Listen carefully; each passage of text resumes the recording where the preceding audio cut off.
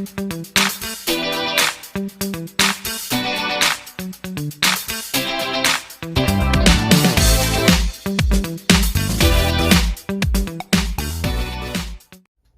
I'm going to start first by making the base sauce, and since we are not using any oil, we are going to use tahini instead.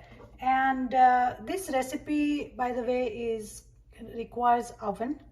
So I'm going to start my oven at 290 degrees, and first we are going to take 1.5 to 2 tablespoons of tahini, and the spices are going to be turmeric, 1/4 teaspoon of turmeric, half a teaspoon of cayenne. Now I like my food little spicy, so I'm adding this cayenne. You can completely skip this cayenne.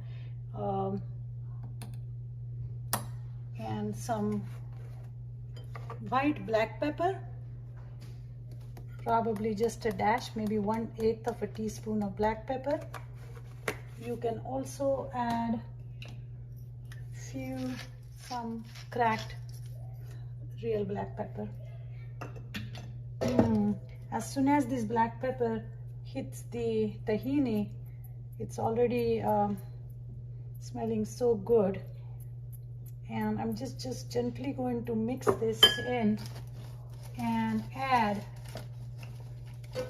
not too much, but a little bit, maybe 1/4 teaspoon of salt. And then of course this proportion is for 1 cup of marmara or Rice Krispies.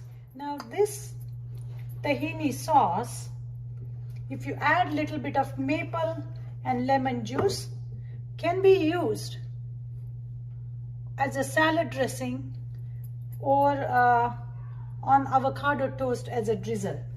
It is delicious. Tahini base, which is mixed with other spices, I'm going to add approximately 1/2 cup to a 3/4 cup of water, that this sauce is nicely thinned out.